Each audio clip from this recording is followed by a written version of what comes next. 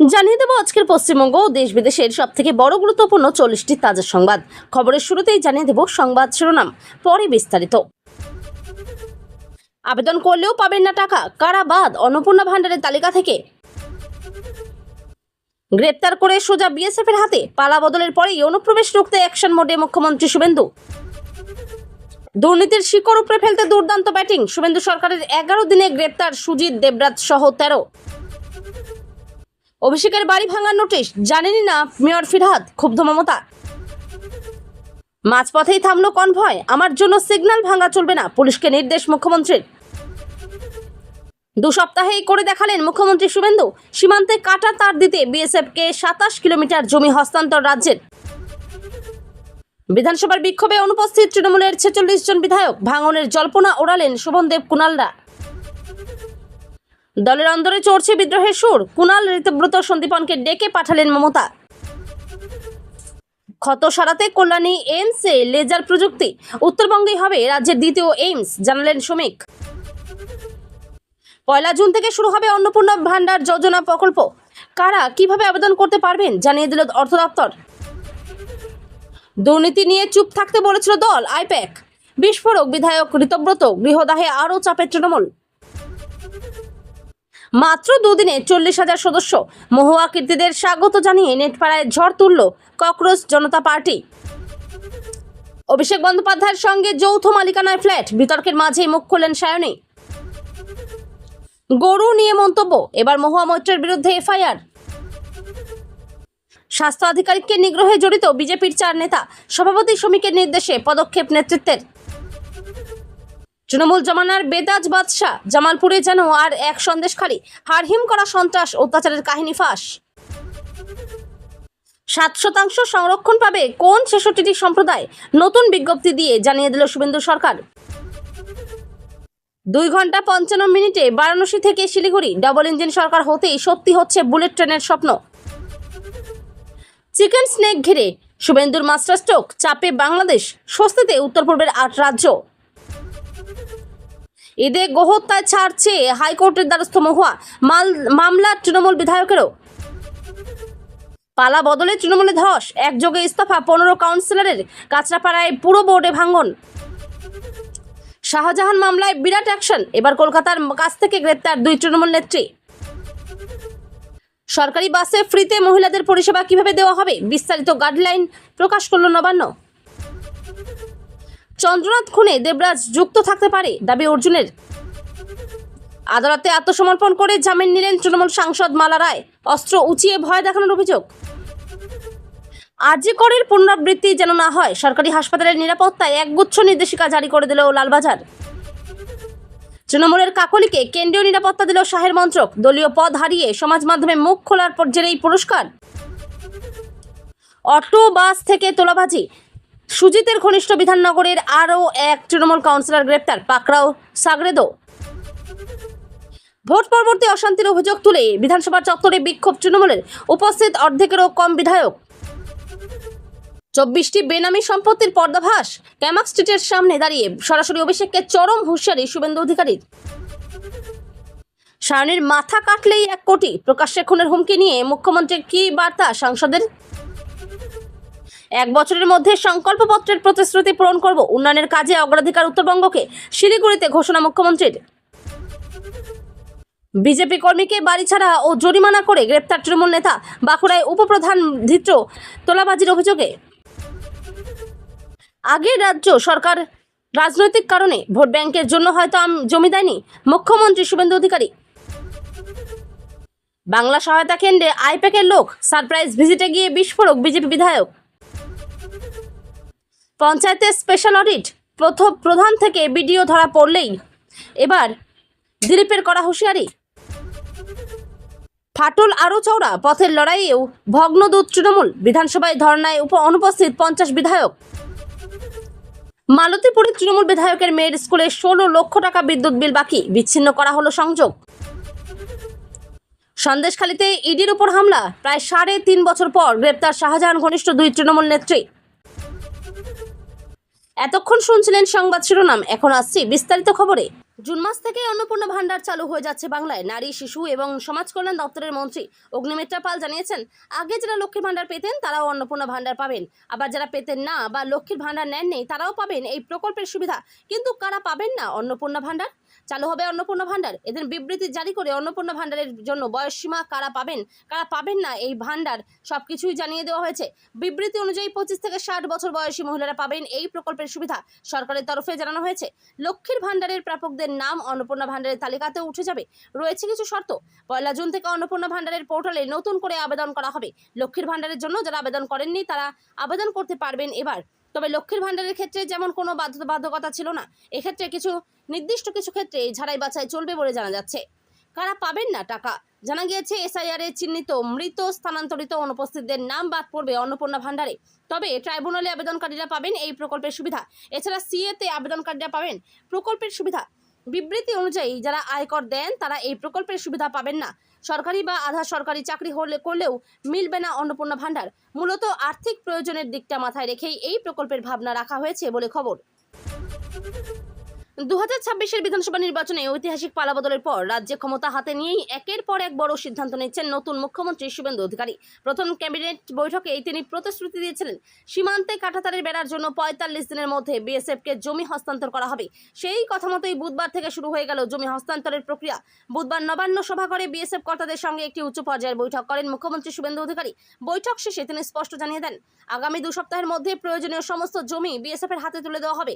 ইতিমধ্যেই আমলারা জমির একটি বড় অংশ হস্তান্তরের জন্য প্রস্তুতি সেরে ফেলেছেন এবং প্রাথমিক পদক্ষেপ হিসেবে সীমান্তে 27 কিলোমিটার বেড়া দেওয়ার জন্য জমি রাজ্য সরকারের পক্ষ থেকে বিএসএফ এর হাতে তুলেও দেওয়া হয়েছে। পূর্বতন সরকারকে তীব্র আক্রমণ শুভেন্দুর। এই জমি হস্তান্তর প্রসঙ্গে কথা বলতে গিয়ে রাজ্যের পূর্বতন মমতা বন্দ্যোপাধ্যায়ের সরকারকে তীব্র ভাষায় আক্রমণ করেন মুখ্যমন্ত্রী।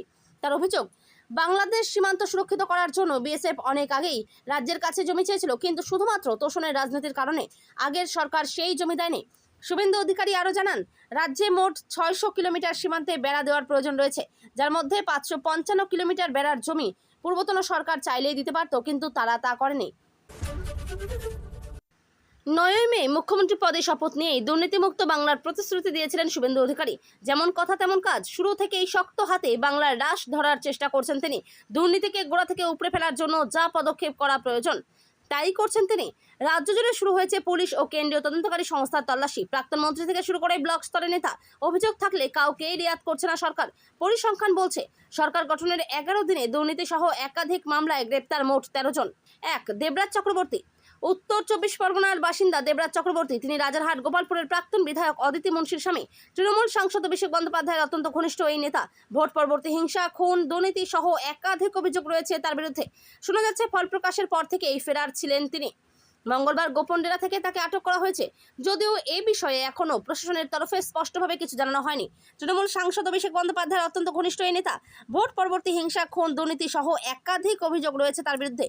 শোনা যাচ্ছে, ফল প্রকাশের পর থেকেই ফেরার ছিলেন তিনি। মঙ্গলবার গোপন ডেরা থেকে তাকে আটক করা হয়েছে, যদিও এ বিষয়ে এখনও প্রশাসনের তরফে স্পষ্টভাবে কিছু জানানো হয়নি। খোদ তৃণমূলের সর্বভারতীয় সাধারণ সম্পাদক অভিষেক বন্দ্যোপাধ্যায়ের বাড়ি ভাঙার নোটিশ, সেই নোটিশ আবার পাঠানো হয়েছে তৃণমূল পরিচালিত পুরসভার তরফে। স্বাভাবিকভাবেই প্রশ্নের মুখে কলকাতার পুরপ্রধান ফিরহাদ হাকিম। খোদ দলনেত্রী মমতা বন্দ্যোপাধ্যায় তার ভূমিকায় ক্ষুব্ধ। ফিরহাদ অবশ্য চাপের মুখে দাবি করছেন তিনি কিছুই জানেন না। মুখ্যমন্ত্রী পদে শপথ নেওয়ার পরই শুভেন্দু অধিকারী জানিয়েছিলেন, কোনো বেআইনি নির্মাণকে রিয়াত করা হবে না। ইতিমধ্যে রাজ্যের একাধিক প্রান্তে চলেছে বুলডোজার। খোদ তৃণমূলের সর্বভারতীয় সাধারণ সম্পাদক অভিষেক বন্দ্যোপাধ্যায়ের 2টি বাড়ি শান্তিনিকেতন ও কালীঘাটে পৌঁছেছে পুরসভার নোটিশ। সেখানে জানানো হয়েছে, বেআইনি নির্মাণ হয়ে থাকলে অবিলম্বে তা ভাঙতে হবে, অন্যথায় পুরসভার তরফে তা ভেঙে দেওয়া হবে। প্রশ্ন উঠছে, তৃণমূল পরিচালিত পুরসভা অভিষেকের বাড়ি ভাঙার নোটিশ পাঠালো কেন? যদি ওই বাড়ি বেআইনি হবে তাহলে এতদিন পর কেন পুরসভার ঘুম ভাঙলো?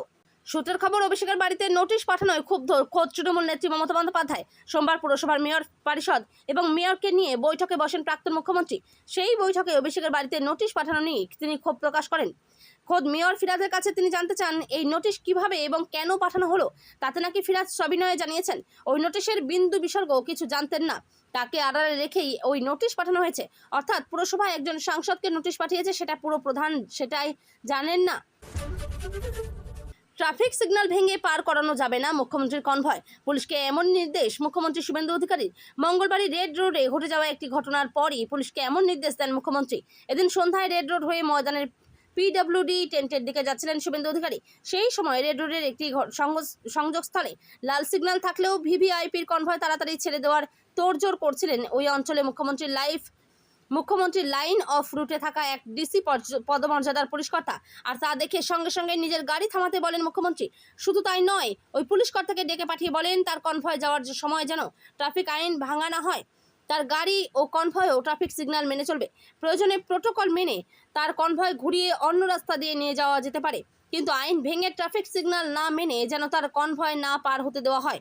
ওই পুলিশকর্তাকে ডেকে পাঠিয়ে বলেন তার কনভয় যাওয়ার সময় যেন ট্রাফিক আইন না ভাঙা হয়, তার গাড়ি ও কনভয়ও ট্রাফিক সিগন্যাল মেনে চলবে। প্রয়োজনে প্রোটোকল মেনে তার কনভয় ঘুরিয়ে অন্য রাস্তা দিয়ে নিয়ে যাওয়া যেতে পারে। সূত্রের খবর, মুখ্যমন্ত্রী ওই পুলিশকর্তাকে এও বলেন যে এটা একদম ঠিক নয়, তিনি সেরকম মুখ্যমন্ত্রীও নন, তিনি আইনের পথেই চলবেন। পুলিশের সূত্র জানিয়েছে মুখ্যমন্ত্রীর এই নির্দেশ শুধু রেড রোডের ক্ষেত্রেই নয়, সারা শহর জুড়েই মানা হচ্ছে। এই ব্যাপারে প্রত্যেকটি থানা ও ট্রাফিক গার্ডকে সতর্ক করে দেওয়া হচ্ছে বলে জানিয়েছে পুলিশ। বলে রাখা প্রয়োজন, রাজ্যে ক্ষমতার মসনদে বসার পর থেকেই একাধিক পদক্ষেপ নিয়েছেন মুখ্যমন্ত্রী। একদিকে পুলিশকে সম্পূর্ণ ছাড় দেওয়ার ঘোষণা করেছেন, অন্যদিকে সবাইকে আইন মেনে চলার বার্তা দিয়েছেন। সেই আইনের ঊর্ধ্বে তিনিও যে নন তা স্পষ্ট পুলিশকে বুঝিয়ে দিলেন মুখ্যমন্ত্রী। তার এহনো নির্দেশের প্রশংসায় পঞ্চমুখ নাগরিক সমাজ। অনেকেই বলছেন মুখ্যমন্ত্রী হলে এমনই হওয়া উচিত। সীমান্ত সুরক্ষায় নজর মুখ্যমন্ত্রীর। অনুপ্রবেশ রুখতে কাঁটাতারের জন্য বিএসএফকে জমি দিল রাজ্য। প্রথম দফায় কাঁটাতার দিতে 27 কিলোমিটার জমি হস্তান্তর করল রাজ্য। মোট 4000 কিলোমিটার সীমান্ত রয়েছে বাংলাদেশের সঙ্গে ভারতের। এর মধ্যে বাংলায় রয়েছে 2200 কিলোমিটার। সীমান্তে 600 কিলোমিটার এলাকায় এখনও কাঁটাতার নেই। ক্ষমতায় আসার 11 দিনের মধ্যেই জমি হস্তান্তর করলেন মুখ্যমন্ত্রী শুভেন্দু অধিকারী। মুখ্যমন্ত্রীর কথায়, সীমান্তে কাঁটাতারে অনীহা ছিল আগের সরকারের। নবান্নে বিএসএফকে জমি হস্তান্তরের বৈঠক করেন মুখ্যমন্ত্রী। সাংবাদিক সম্মেলনে মুখ্যমন্ত্রী বলেন, সিএর অন্তর্ভুক্ত নন যারা, তারা অবৈধ অনুপ্রবেশকারী, যা তাদের রাজ্য পুলিশ গ্রেপ্তার করে বিএসএফ এর হাতে তুলে দেবে। তারপর তাদের দেশ থেকে বার করে দেওয়া হবে। এই আইন আজ থেকে কার্যকর হবে। পাশাপাশি তিনি বলেন, অবৈধ অনুপ্রবেশকারীদের সরাসরি বিএসএফ এর হাতে তুলে দেওয়ার জন্য একটি চিঠি গত বছর কেন্দ্রীয় সরকার থেকে এই রাজ্যকে পাঠানো হয়েছিল, কিন্তু এই গুরুত্বপূর্ণ আইন আগের সরকার কাজে লাগায়নি, আমরা কার্যকর করলাম। নির্বাচনের ফল প্রকাশের পর দলীয় বিধায়কদের নিয়ে ডাকা প্রথম কর্মসূচিতেই ধাক্কা খেল তৃণমূল কংগ্রেস। এদিন বিধানসভায় হকার উচ্ছেদ এবং ভোট পরবর্তী সন্ত্রাসের ঘটনার প্রতিবাদে বিধায়কদের বিক্ষোভ কর্মসূচিতে বসার নির্দেশ দিয়েছিল তৃণমূল কংগ্রেস। সেই কর্মসূচিতে অনুপস্থিত থাকলেন তৃণমূলের অর্ধেকের বেশি বিধায়কদের অনুপস্থিতি এবং তার সম্ভাব্য নিয়ে প্রধান বিরোধী দলের অন্দরেই জল্পনা শুরু হয়েছে। বিধানসভা নির্বাচনে তৃণমূলের টিকিটে 80 জন বিধায়ক নির্বাচিত হয়েছেন, কিন্তু এদিন বিধানসভায় আম্বেদকর মূর্তির নিচে এই বিক্ষোভে তৃণমূলের মাত্র 34 জন বিধায়ক হাজির ছিলেন। দলের কর্মসূচিতে 46 জন বিধায়ক কেন অনুপস্থিত তা নিয়ে শুরু হয়েছে জল্পনা। যদিও তৃণমূল শিবিরে কোনো ভাঙনের কথা অস্বীকার করেছেন শোভনদেব চট্টোপাধ্যায়।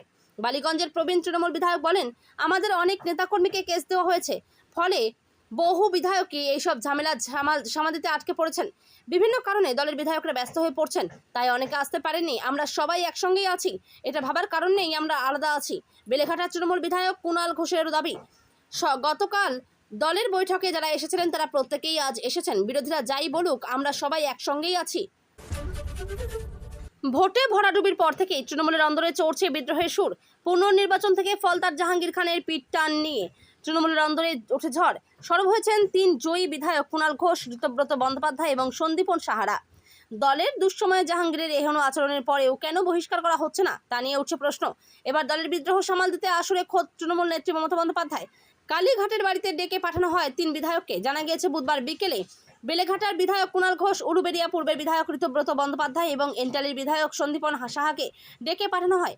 3 জনেই যান তারা। দলীয় নেতৃত্বের সঙ্গে কথাবার্তা হয়। বৈঠকের পর জাহাঙ্গীরের বিরুদ্ধে আদৌ কোনো পদক্ষেপ করবে দল তা এখনও স্পষ্ট নয়। বৃহস্পতিবার ফলতায় পুনর্নির্বাচন, তার আগে ভোট প্রচারের শেষ দিন ছিল মঙ্গলবার। ওই দিনে জাহাঙ্গীর ঘোষণা করেন, আমি এই ভোটে লড়ছি না। তৃণমূলের তরফে দাবি করা হয়েছে এই সিদ্ধান্ত সম্পূর্ণ ব্যক্তিগত, দলের কোনো সম্পর্ক নেই। সে কথা গতকালের কালীঘাটের বৈঠকে সকলকে মনে করিয়ে দেন তৃণমূলের সর্বভারতীয় সাধারণ সম্পাদক অভিষেক বন্দ্যোপাধ্যায়। তবে বেলেঘাটার বিধায়ক কুণাল ঘোষ সুর চড়ান বলেই খবর। সন্দীপন সাহা এবং ঋতব্রত বন্দ্যোপাধ্যায়ও প্রতিবাদের সুর চড়ান। নাম না করে অভিষেক বন্দ্যোপাধ্যায়ের দিকেই আঙুল তুলেছেন। জাহাঙ্গীরকে কেন্দ্রশাসিত অঞ্চলের নেতা বলে ঋতব্রত ও সন্দীপন খোঁচাও দেন। ঘরে বসে বৈঠক না করে মন খুলে কথা বলতে দিতে হবে বলেই জানিয়েছিলেন কুণাল ঘোষরা। বুধবার নদিয়ার কল্যাণী এমসে লেজার ইউনিট উদ্বোধন করেন বিজেপির রাজ্য সভাপতি শ্রমিক ভট্টাচার্য। এই উদ্বোধনী অনুষ্ঠান থেকেই একাধিক বড় ঘোষণা করলেন বিজেপির রাজ্য সভাপতি। রাজ্যের দ্বিতীয় এইমস হবে উত্তরবঙ্গে, জানিয়ে দিলেন শ্রমিক ভট্টাচার্য। পাশাপাশি রাজ্যের স্বাস্থ্য ব্যবস্থা নিয়েও সরব তিনি। ফের দলীয় শৃঙ্খলা ভঙ্গ নিয়েও সতর্ক করলেন তিনি। এদিন নদিয়ার কল্যাণী এইমস লেজার ইউনিট উদ্বোধন করেন শ্রমিক ভট্টাচার্য। মূলত শরীরের যে কোনো ক্ষত সারাতে অত্যাধুনিক মেশিনের দ্বারা সারানো সম্ভব। কল্যাণী এইমসে এই ধরনের অত্যাধুনিক মেশিন এই প্রথমবার বসানো হলো। উদ্বোধনের পর শ্রমিক ভট্টাচার্য বলেন, শরীরের যে কোনো ক্ষত সারাতে এই অত্যাধুনিক মেশিন আবশ্যক, যা প্রথম এইমসে বসানো হলো। এইমস উচ্চমানের আধুনিক পরিষেবা দিয়ে থাকে। এই লেজার ইউনিট চালু হওয়ায় রোগীরা আরও বেশি সুবিধা পাবেন। এদিন শ্রমিক ভট্টাচার্য বলেন, বিজেপির যারা এসব করছেন তারা 4 ঘন্টার বিজেপি, ওগুলো যেটা দেখছেন তৃণমূল কংগ্রেসের অভ্যন্তরীণ গোষ্ঠীদ্বন্দ্বের ফসল মাত্র। বিজেপি নীতিগতভাবে কোনো নির্বাচিত সরকারকে বা নির্বাচিত বডিকে ফেলে দেওয়ার পক্ষে নয়। এই পথ আমাদের নয়। দল তাদের বিরুদ্ধে ব্যবস্থা নেবে। অতি উৎসাহী কিছু নেমে পড়েছেন ময়দানে। সে যত বড়ই পার্টি নেতা হোক বা বিধায়কও যদি হয় যে পঞ্চায়েত বদল করে দিচ্ছে, তাকেও দলীয় শৃঙ্খলার সামনে পড়তে হবে। তার উপরেও শৃঙ্খলা ভঙ্গের খাড়া নেমে আসবে। আগামী 1 জুন থেকে পোর্টাল খুলবে, সেখানে আবেদন করতে হবে। অন্নপূর্ণা যোজনা প্রকল্পে যে আবেদন হবে সেইগুলির সরকারি অনুমোদন ভিডিও যাচাই করবেন গ্রামে, মহকুমা শাসক করবেন শহরে। কলকাতা পুরসভা এলাকায় যাচাই করবেন পুরসভার আধিকারিকেরা। আগামী 1 জুন থেকে শুরু হবে অন্নপূর্ণা যোজনা প্রকল্প। এই প্রকল্পে প্রতি মাসে মহিলারা 3000 টাকা করে তাদের ব্যাংক অ্যাকাউন্টে পাবেন। কিভাবে টাকা ঢুকবে এবং কারা কবে থেকে আবেদন করতে পারবেন তা নিয়ে একটি বিবৃতি মঙ্গলবার জারি করেছে অর্থ দপ্তর। ভোট প্রচারে প্রধানমন্ত্রী নরেন্দ্র মোদী থেকে শুরু করে কেন্দ্রীয় স্বরাষ্ট্রমন্ত্রী অমিত শাহ বারবার মহিলাদের জন্য অন্নপূর্ণা ভান্ডারের প্রতিশ্রুতি দিয়েছিলেন। গত সোমবার নারী ও শিশু উন্নয়ন এবং সমাজ কল্যাণ দপ্তরের অধীনে অন্নপূর্ণা যোজনা প্রকল্প নীতিগত অনুমোদন দেয় মন্ত্রিসভা। বিবৃতিতে বলা হয়েছে, 1 জুন থেকে প্রতি মাসে মহিলারা তাদের ব্যাংক অ্যাকাউন্টে 3000 টাকা করে পাবেন। যারা লক্ষ্মীর ভান্ডার পেতেন তাদের নাম অন্নপূর্ণা যোজনা প্রকল্পে ট্রান্সফার হয়ে যাবে, সরাসরি ব্যাংক অ্যাকাউন্টে টাকা ঢুকে যাবে। আর যারা লক্ষ্মীর ভান্ডার প্রকল্প করেননি তারাও অন্নপূর্ণা যোজনা প্রকল্পে আবেদন করতে পারবেন। যারা আবেদন করবেন তাদের বয়স হতে হবে 25 থেকে 60 বছরের মধ্যে।